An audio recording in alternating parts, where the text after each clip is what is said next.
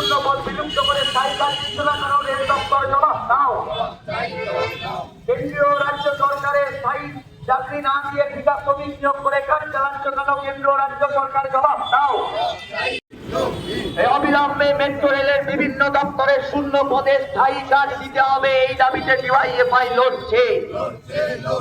ইনকলাব জিন্দাবাদ, ডিওয়াইএফআই জিন্দাবাদ।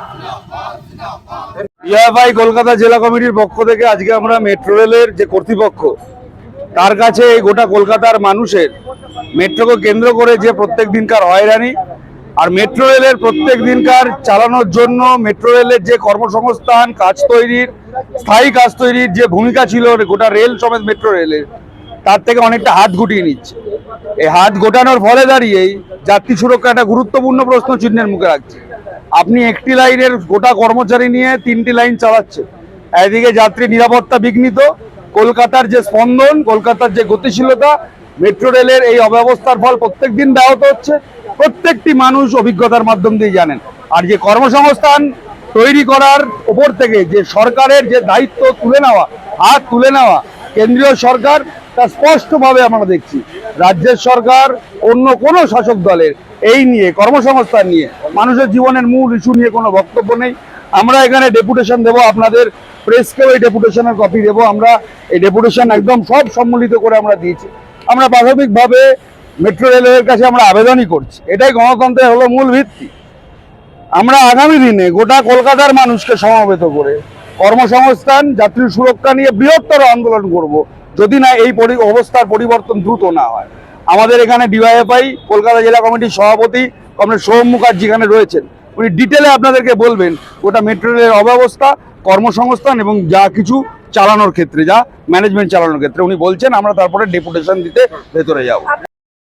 নতুন কাজের সৃষ্টি হয়নি, আসলে গোটা ব্যবস্থাটাকে বেসরকারি কোম্পানির মালিকদের কাছে, কর্পোরেটদের কাছে বেচে দেওয়ার চেষ্টা করে।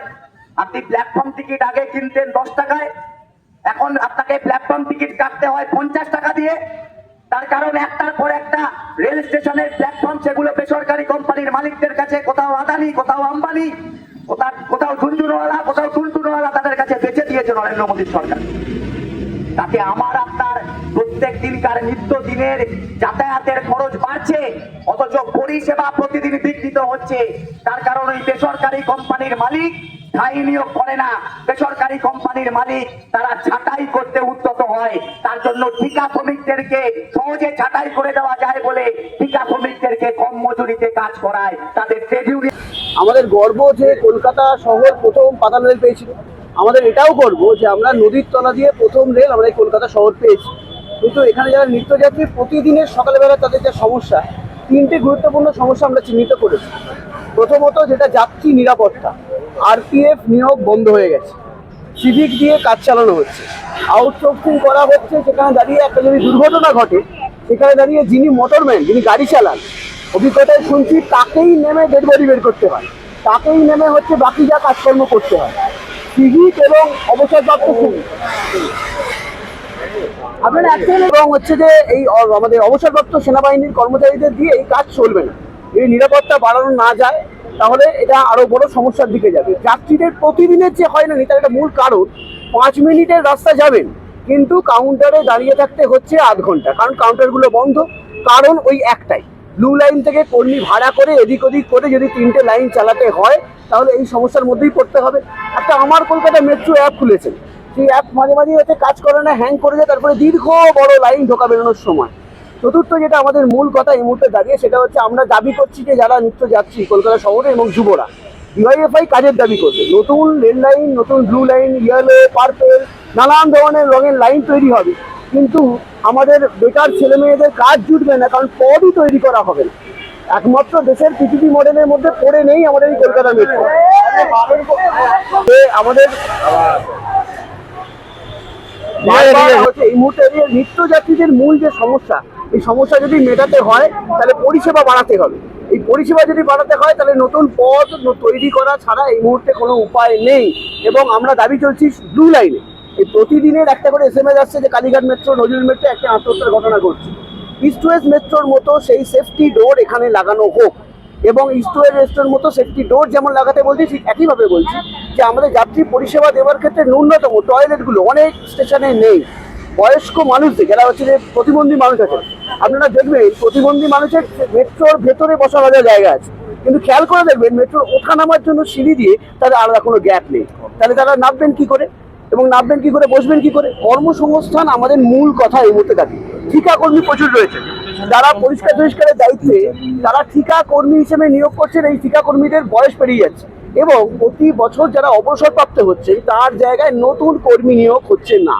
নতুন কর্মী নিয়োগ যদি না হয় তাহলে কলকাতা মেট্রোকে নানান রকমের মেট্রো কালি নম্বর দিয়ে শুধুমাত্র বাঁচানো যাবে না। কবি সুভাষ মেট্রোর ফাটল ধরার কারণ কি? যাত্রী পরিষেবা আজকেই দেখলাম ডিজি অবধি নাকি চালাবেন বলছেন, টানেল ঘোরানোর জায়গা নেই। কবি সুভাষ মেট্রো কেন এত তাড়াতাড়ি ধসে গেল? কার ভোট কেনার জন্য তাড়াহুড়ো করে মেট্রো ইঞ্জিনিয়ারদের কথা না শুনে ওই কবি সুভাষ মেট্রো উদ্বোধন করেছিলেন মমতা বন্দ্যোপাধ্যায়, যে মেট্রো রেলকে সে কথা বলতে হবে। কেন করতে দিয়েছিলেন? একই রকম ভাবে 1 বছর যাত্রী পরিষেবা হচ্ছে বিঘ্নিত রইল, একটা মাত্র মেট্রো লাইন জুড়তে পারলো না। তার জন্য কোথায় না প্ল্যানেট থেকে আমাদের শিয়ালদা কেন পারলো না? একই রকম ব্যাপার। মেট্রো ইঞ্জিনিয়ার তাদের কথা না শুনে মমতা বন্দ্যোপাধ্যায় নিজে তাড়াহুড়ো করে নাম কিনবেন, ছবি ছাপাবেন, ভোট কিনবেন। একই কাজ করেছেন নরেন্দ্র মোদী। তিনি ওই মেট্রো লাইনটাকে পুরোটা ঘুরিয়ে দিলেন নিজের মন মর্জি মতো। দুর্গাপুর রেলের মানুষ আজকে অবধি রাত্রিবেলা দুশ্চিন্তা নিয়ে ঘুমায়, কদিন আগে অবধি বাড়ি হচ্ছে পড়েছে। আমাদের করের টাকায় মেট্রো রেল তাদেরকে 1.5 বছর 2 বছর ধরে হোটেলে রেখেছে, তারপরে সমস্যা কমেনি।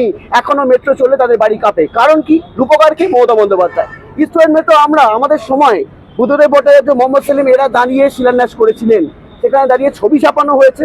কিন্তু পরিষেবা দেওয়ার ক্ষেত্রে বা সুরক্ষার ক্ষেত্রে বা প্রতিদিনের হয়রানি, সকালবেলা আতঙ্কের মধ্যে একজন শ্বাসকষ্টের রুগী টানেলের মধ্যে আটকে গেছে, হাঁসফাঁস করছেন, তাকে বের করে আনবে যে কোনো মেডিকেল পরিষেবা?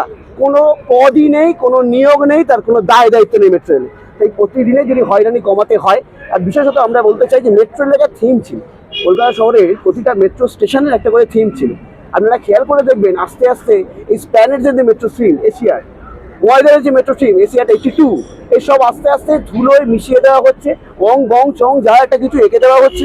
কলকাতা শহরের মেট্রো শুধুমাত্র আমাদের যাত্রা এবং হচ্ছে যে জীবনকে সচল করেছে তা নয়, এটা আমাদের সংস্কৃতির ক্ষেত্রে একটা বড় গর্বের বিষয়। তাই জন্য আমরা একই রকমভাবে যেমন যাত্রী তুলছি যে 11টা অব্দি একটা মেট্রো চালু করলেন 1 ঘন্টার অন্তর, কোনো দরকার নেই। কিন্তু আমরা বলছি 9:30 থেকে 11টা অব্দি নিত্য যাত্রীদের জন্য যেমন লাইন খুলতে হবে, তেমনি কর্মচারীদের 3টে শিফটে কাজও করাতে হবে, তাহলে তারা পরিষেবা দিতে পারবে না। এই নিয়ে আমাদের ডেপুটেশন আজকে আমরা দিচ্ছি। অবিলম্বে মেট্রো রেলের বিভিন্ন দপ্তরের শূন্য পদে স্থায়ী কাজ দিতে হবে, এই দাবিতে ডিওয়াইএফআই লড়ছে। ইনকলাব জিন্দাবাদ, ডিওয়াইএফআই জিন্দাবাদ। এই ভিডিওটিকে লাইক করুন, আপনার গুরুত্বপূর্ণ মতামত কমেন্টের মাধ্যমে আমাদের জানান এবং আমাদের চ্যানেলের ভিডিও সবার আগে দেখার জন্য ইউটিউবে গণশক্তিকে সাবস্ক্রাইব করুন, ফেসবুকে ফলো করুন এবং শেয়ার করুন আপনার পরিচিতদের মধ্যে। আমাদের চ্যানেলে আপলোড হওয়া ভিডিও নোটিফিকেশন পেতে বেল আইকনটি ক্লিক করতে ভুলবেন না।